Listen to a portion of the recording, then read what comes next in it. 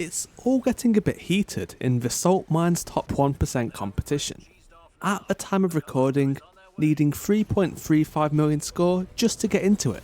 So it's time to pull out the forbidden strats like this in order to get ahead. By now, the base setup is all but solved. Throw on as many negative modifiers as possible, you can just copy this setup, and have a build capable of running through it as quickly as possible. Positive modifiers need to be considered too. These will vary build by build, but I recommend Solar Hammer Titan and these positive modifiers. So then, other than getting a completion under this criteria, what will maximise your score? Like the best I posted at 3.445 million. Two things, speed and bonus objectives. The bonus objectives are the more annoying part because they're random.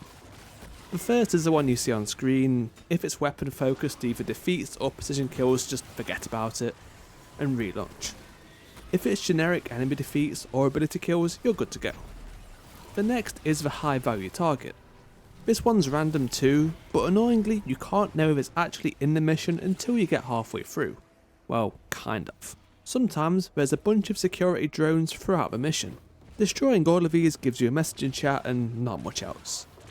Importantly though, if these drones are in the mission, the high value target is not. So if you're looking for maximum score, as soon as you see these things, reset. Now then, you are on a run with both the high value target and completable objectives. All what matters now is speed. I have a run in the background which resulted in a score of 3,445,000 because of the completion time of 3 minutes 29 seconds.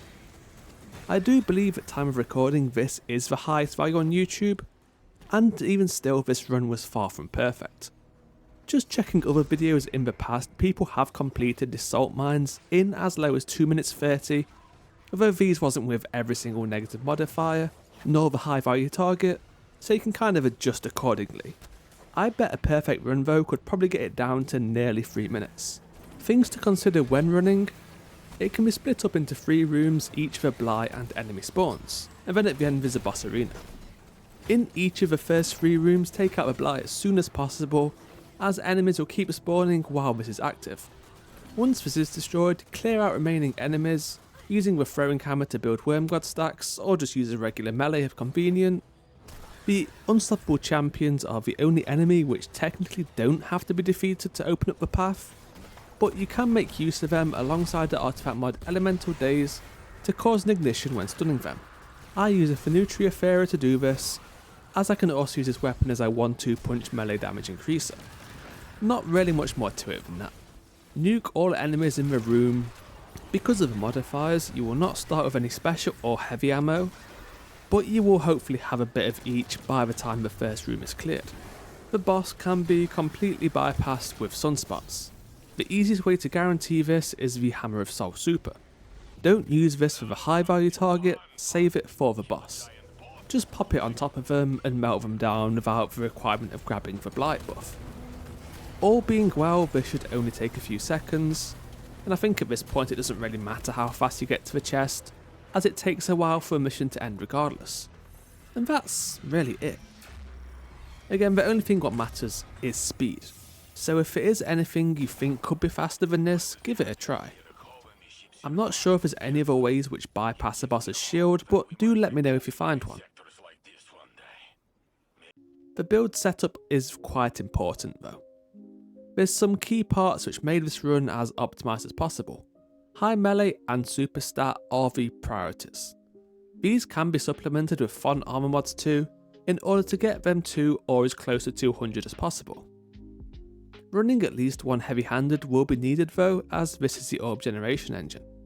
Run solar ammo generation ×3 on the chest slot.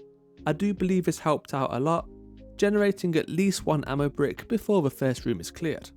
Boots I ran elemental charge as a backup method of armor charge generation, these charges being for fonts, and on the class item ran time dilation, so these charges lasted longer. Weapon-wise, Mint Retrograde was used to quickly nuke enemies out of reach. Fenutria stuns unstoppables and boosts melee damage, and Synthoceps is the only featured sword with Eager Edge. artifact mods of note are the following. Elemental Daze, so that stunning a champion with a solo weapon causes an ignition. Elemental Coalescence occasionally causes defeated enemies to generate a solar sprite. Threadling Proliferation's quite good too. Mint Retrograde defeats will spawn a Threadling, which can on occasion take out an enemy you didn't even have line of sight on. And the subclass is just standard bonk. Just be sure to be on Hammer of Soul. The fragments I used to boost stats a little in plus 10 melee from Eruption and plus 10 super from beams. Eruption's larger ignitions are pretty decent too. The remaining 2 fragments are Torches and Ashes, as these are just powerful enough to warrant running. Best of luck in the Salt grind. I do realise that releasing something like this might actually make it harder to achieve a top 1% if everyone further optimises, but also, gatekeeping is a bit cringe. Thank you for watching.